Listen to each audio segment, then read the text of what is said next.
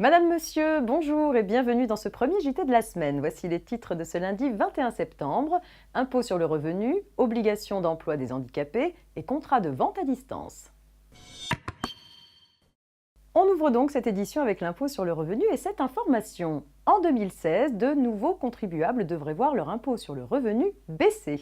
En effet, le gouvernement a annoncé une nouvelle baisse de l'impôt sur le revenu qui serait inscrite dans le projet de loi de finances pour 2016, présenté en Conseil des ministres le 30 septembre prochain.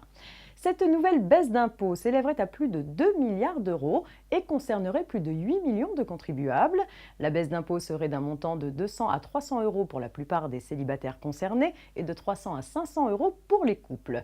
Avec cette nouvelle baisse, environ 1 million de foyers fiscaux devraient sortir de l'impôt ou resteraient non imposables. Ainsi, la part des foyers imposables passerait de 47,5% à 46,5%.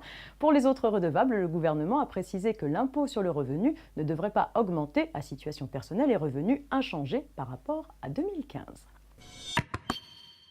On poursuit avec de nouvelles possibilités pour satisfaire à l'obligation d'emploi des handicapés.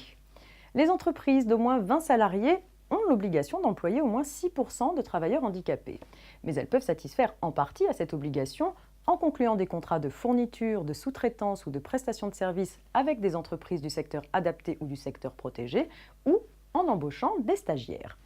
Désormais, elles ont 3 nouvelles possibilités de remplir partiellement leur obligation d'emploi de travailleurs handicapés. Elles peuvent conclure des contrats de fourniture, de sous-traitance ou de prestation de services avec des travailleurs indépendants reconnus handicapés.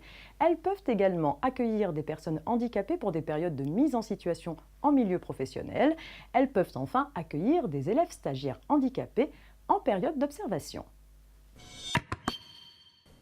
Et on termine avec une précision sur les contrats de vente à distance. Lorsque les conditions générales de vente d'un site internet contiennent une clause qui détermine le tribunal compétent en cas de conflit, cette clause s'impose à l'acheteur s'il a la possibilité de sauvegarder et d'imprimer les conditions générales de vente avant de passer commande. Dans ces conditions, l'acceptation des conditions générales de vente par un simple clic est valable. Peu importe donc que la page internet contenant les conditions générales de vente ne s'ouvre pas automatiquement lors de l'acte d'achat. C'est la fin de cette édition, très bon début de semaine à tous et à demain.